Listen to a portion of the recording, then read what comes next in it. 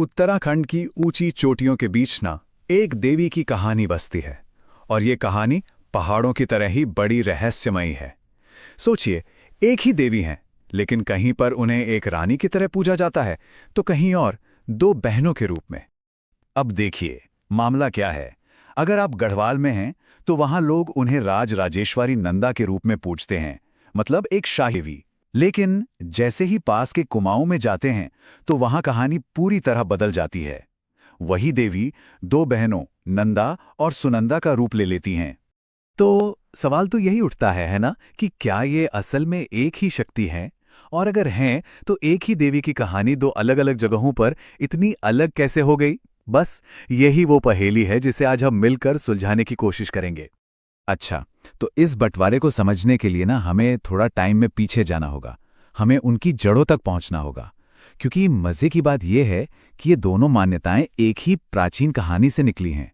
तो दो बड़ी कहानियां हैं जो गढ़वाल और कुमाऊं दोनों में ही मानी जाती हैं। पहली कहानी हमें ले जाती है द्वापर युग में। कहते हैं कि कृष्ण जन्म के समय वो कंस की जेल से बचकर सीधे हिमालय आ गई थीं। और जो दूसरी कहानी है, जो शायद ज्यादा लोग जानते हैं, उसके हिसाब से वो कोई और नहीं बल्कि खुद मां पार्वती हैं, हिमालय के राजा की बेटी और भगवान शिव की पत्नी। लेकिन ये कहानी सिर्फ किताबों या कथाओं में नहीं है। ये तो हिमालय की जमीन में, यहाँ की ज्योग्राफी में रची बसी है।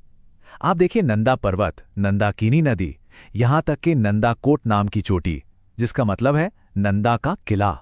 मतलब यहाँ का जर्रा जर्रा देवी की मौजूदगी की गवाही देता है।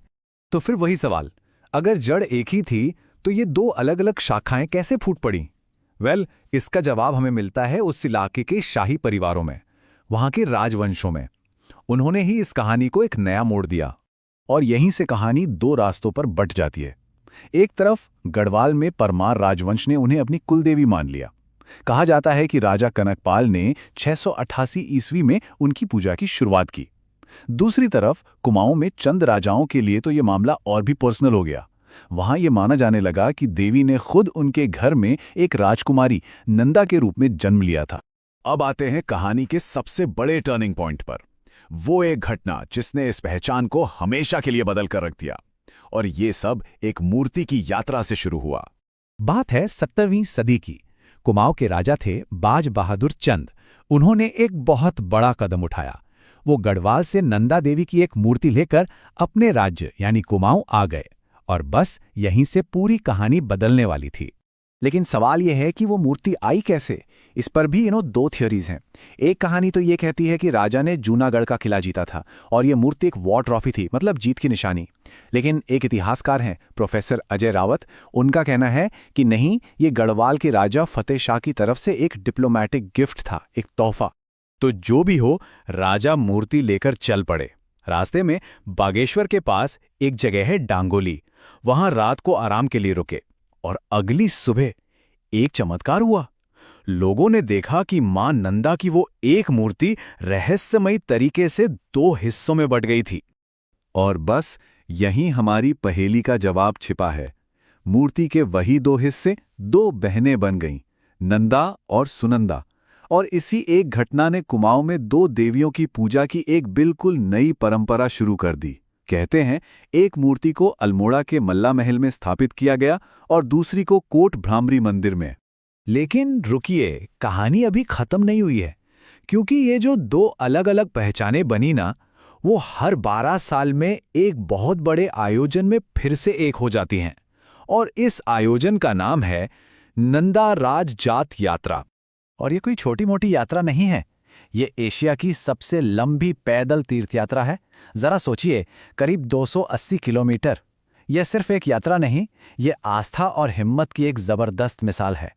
कुछ और बातें बताता हूं इसके बारे में। ये यात्रा हर 12 साल में बस एक बार होती है। लगभग 19 से 20 दिन लगते हैं इसे पूरा करने में। और रास्ते में 17 जगहों पर रात को रुकना पड़ता है। मतलब आप सोच सकते हैं कि लोगों की आस्था और समर्पण किस लेवल का होगा।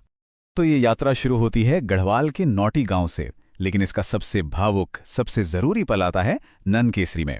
यहीं पर कुमाऊं से आई नंदा सुनंदा की डोली गढ़वाल वाली मुख्य यात्रा में शामिल हो जाती है। और फिर ये पूरा का पूरा जुलूस एक होकर होमकुंड की तरफ बढ़ता है। ये सिंबॉलिकली देवी का अपने घर कैलाश लौटना माना जाता है। तो मतलब ये हुआ कि नंद केसरी में आकर जो बंटवारा कभी डांगोली में हुआ था वो सिंबॉलिकली खत्म हो जाता है। गढ़वाल की राजेश्वरी नंदा और कुमाऊं की बहनें नंदा सुनंदा दोनों मिलकर फिर से एक शक्ति बन जाती हैं।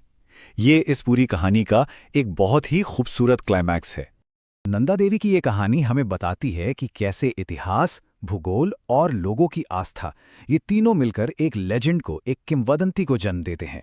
और ये सोचने पर भी मजबूर करती है ना कि हमारे ही देश में, हमारी जमीन पर ऐसी और न जाने कितनी कहानियां लिखी हुई हैं जो बस इस इंतजार में हैं कि कोई उन्हें खोज निकाले।